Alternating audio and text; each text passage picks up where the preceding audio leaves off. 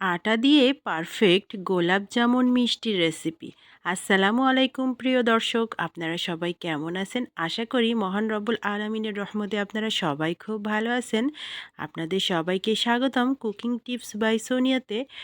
ঘরে বাইরে দেশ ও বিদেশে যে যেখান থেকে আজকের রেসিপিটা দেখছেন সবাইকে আমন্ত্রণ। তবে চলুন দেখে নিই পারফেক্ট গোলাপ জামুন মিষ্টির রেসিপিটা। একবার দেখলে যে কেউ তৈরি করে নিতে পারবে, এতই সহজ আর এতই সিম্পল। পারফেক্ট গোলাপ জামুন মিষ্টির রেসিপিটা কম খরচে আজকে তৈরি করে দেখাচ্ছি আপনাদের। সর্বপ্রথম এটা তৈরি করতে একটা বাটি নিয়েছি, তার মধ্যে নিয়ে নিয়েছি আটা। এখানে চায়ের কাপের মাপে নিয়েছি আমি হাফ কাপ পরিমাণ আটা। ঠিক ওই একই কাপের হাফ কাপ পরিমাণ গুঁড়া দুধ অ্যাড করছি।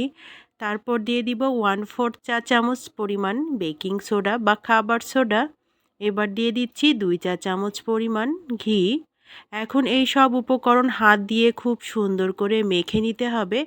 মিনিট 3-4 মতো আমি এভাবে হাত দিয়ে কিছুক্ষণ মেখে নিব। এতে খুব সুন্দরভাবে সব উপকরণ মিশে যাবে আর খুব সুন্দর একটা মিষ্টি তৈরি করা সম্ভব হবে। এজন্য আমি কিছুক্ষণ মেখে নিলাম।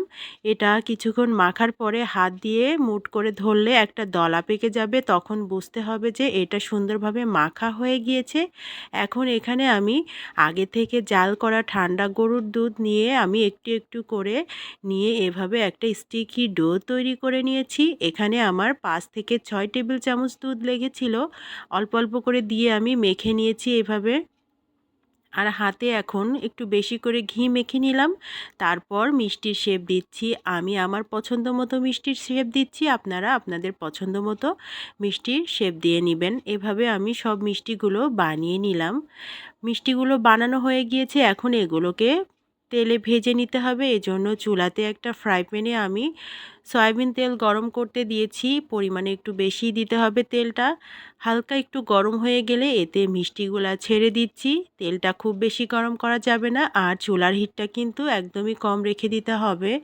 আমি একে একে সব মিষ্টিগুলা দিয়ে দিচ্ছি আর উল্টে পাল্টে নেড়ে চেড়ে এগুলোকে ডিপ বাদামি করে ভেজে নিচ্ছি। তবে মিষ্টিগুলা প্রথমে দিয়েই কিন্তু নাড়া যাবে না, আস্তে আস্তে মিষ্টিগুলা কিন্তু ফুলে উপরে উঠে আসে, তারপর হালকাভাবে আলতোভাবে নেড়ে চেড়ে দিতে হবে।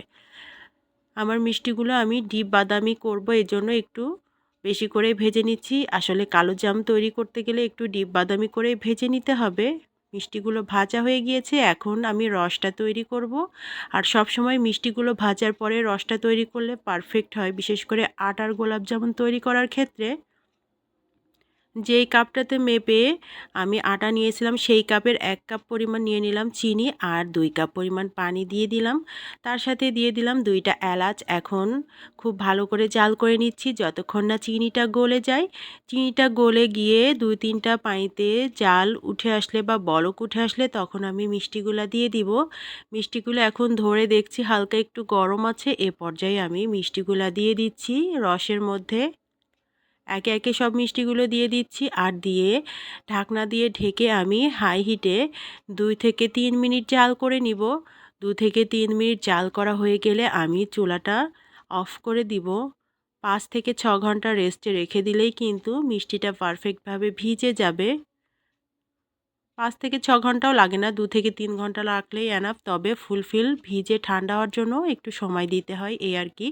আমি 5 ঘন্টা পর এভাবে ঢাকনাটা তুলে দেখছি, দেখেন কি দারুণভাবে মিষ্টিটা ভিজে ডাবল হয়ে গিয়েছে আর রসটা কতখানি কমে গিয়েছে। আমার মিষ্টিটা পারফেক্টভাবে রেডি। আমি একটা তুলে আপনাদের কেটে দেখিয়ে দিলাম কি সুন্দরভাবে রসটা ভিতরে ঢুকে গিয়েছে, দেখেন।